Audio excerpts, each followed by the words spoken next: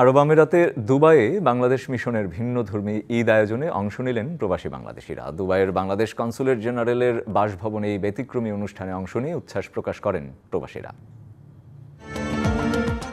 দুবাইয়ে বাংলাদেশ নিযুক্ত consul general Mohammad Rasheduzzaman প্রবাসীদের সাথে নিয়ে এবার এক ব্যতিক্রমধর্মী ঈদ পুনর্মিলনীর আয়োজন করেন। কূটনৈতিক ও ব্যবসায়ী সহ বিভিন্ন শ্রেণী পেশার প্রবাসীরা উপস্থিত ছিলেন অনুষ্ঠানে। দুবাই কনসুলেটের হোমে বাসায় এবং তার মিসেসের আমন্ত্রণে এবং আমরা একটা ক্ষুদ্র বাংলাদেশ এখানে পাচ্ছি। অনেক সুন্দর আয়োজন ছিল।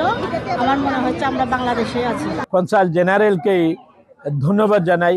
আমাদের সিলেট বিভাগ উন্নয়ন পরিষদ কেন্দ্রীয় কমিটির পক্ষ থেকে যেন আনন্দ মেলা এটা মতো উপভোগ করতেছি। কনসাল জেনারেল ও তার সহধর্মিণী অতিথিদের স্বাগত জানান ও শুভেচ্ছা বিনিময় করেন। লিলি হালাল বিউটি সোপ, বিএসটিআই কর্তৃক সনদপ্রাপ্ত দেশের প্রথম হালাল বিউটি সোপ, দীপ্তিময় উজ্জ্বল ত্বকের জন্য। তারা একটা সুনাগরিকের পরিচয় দিক হোস্ট গভর্নমেন্টের কাছে, স্থানীয় মানুষের কাছে, যাতে করে বাংলাদেশ জাতি আমরা মাথা উঁচু করে বলতে পারি যে আমি একজন বাংলাদেশী। প্রবাসী ভাইয়েরা আছে, তাদের নিজেদের মধ্যে পারস্পরিক আমরা এই আয়োজনটাকে ভাগাভাগি করে নেওয়ার জন্য আসলে আমাদের এই আজকের এই ক্ষুদ্র প্রয়াস।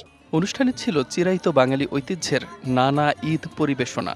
এত বাংলাদেশিদেরকে একসাথে দেখে আর সবার আন্তরিকতায় আমরা অসম্ভব মুগ্ধ। আশা করি ভবিষ্যতে আপনাদেরকে নিয়ে আমরা অনেক প্রোগ্রাম করব।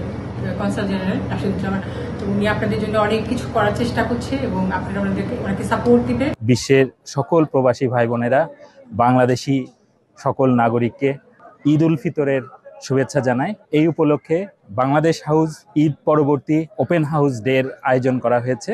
সবাই এক জায়গায় একত্রিত হতে পেরে খুশি প্রবাসীরা। আমাদেরকে যে নিমন্ত্রণ করে যে নজির স্থাপন করেছেন, এটা আমাদের জন্য অত্যন্ত সৌভাগ্য।